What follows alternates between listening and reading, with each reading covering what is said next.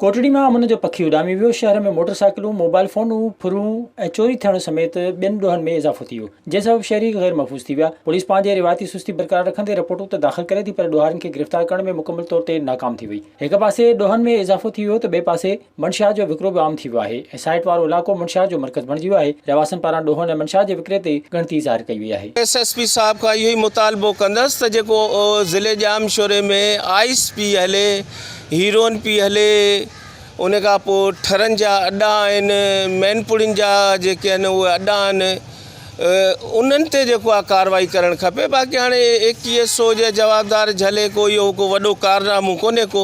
Ice जो मूं अञा ताईं कोन ॾिठो आहे त को जवाबदार SSP झलियो हुजे या के SHO झलियो हुजे। हीरोइन जो को जेको आहे जवाबदार को SSP साहब या उन जो को मूंखे ॿुधायो त को उन को झलियो हुजे के SHO। इहे वॾा क्राइम आहिनि, इन्हनि जे ख़िलाफ़ु कार्रवाई थियणु खपे। पहिरियों मां इहो चवंदुसि कोटड़ी जे लाइ हिन महिल अलार्मिंग सिचुएशन आहे जो असांजो नौजवान नस्ल उनजो मुस्तक़बिल तबाह थी रहियो आहे, जो गली गली चौक चौक ते असांखे मंशियात आम मिले पई। किथे आहे असांजे हद जी पुलिस, किथे आहिनि इहे जेके इदारा आहिनि असांजा एडमिनिस्ट्रेटिव, उन्हनि खे आख़िर कॾहिं केरु जॻाईंदो आख़िर उन्हनि खे जो उहे पंहिंजी ज़िम्मेवारी महसूसु कंदा। उन्हनि जा ॿार बच्चा बि असांजे हिन माहौल में कोटड़ी में रहनि था, उहे कॾहिं पंहिंजी ज़िम्मेवारी महसूसु कंदा। SP साहब, SHO साहब, अवां पोस्टेबल ऑफिसर चयो अवां वेंदा हुआ जाइ ते ॿिया ईंदा आहिनि, पर अवां हींअर मौजूदु आहियो।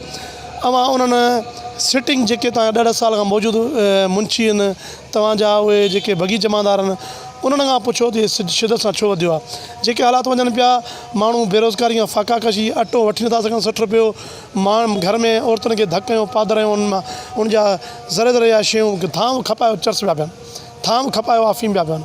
असां सख़्त लफ़्ज़नि में इनजी मज़म्मत पिया कयूं ऐं कयूं था। मैं अपने जितने भी हमारे शहर के मौजूदीन हैं, जो हजरात हैं, मैं उनसे पुरज़ोर अपील करता हूँ कि खुदारा इसके लिए एक पूरी रैली निकालें और इसके लिए घर घर जाकर हर घर में जिनके भी मतलब इनके वालिदैन हैं या उनसे जो बच्चे नशा कर रहे हैं, उनसे इल्तिजा करें कि खुदा के वास्ते अपने बच्चों को जो ना आप इसमें पाबंद करें कि ये इस चीज़ दूर रहें। ये आइंदा की ज़िंदगी के लिए, उनके लिए सारे मतलब उनके लिए बर्बादी का बाइस है और कुछ नहीं है। कोटड़ी शहर तोड़े साइट में गुज़िरियल 15 ॾींहनि अंदरि 20 मोटरसाइकिलूं, 30 मोबाइल फोन फुर ऐं चोरी थी चुकियूं आहिनि, जिन जूं रिपोर्टूं दाख़िल थियण बावजूदि कार्रवायूं न पयूं थियनि। विज़िट कयो अवामी आवाज़ मीडिया ग्रुप जी वेबसाइट awamiawaz.pk।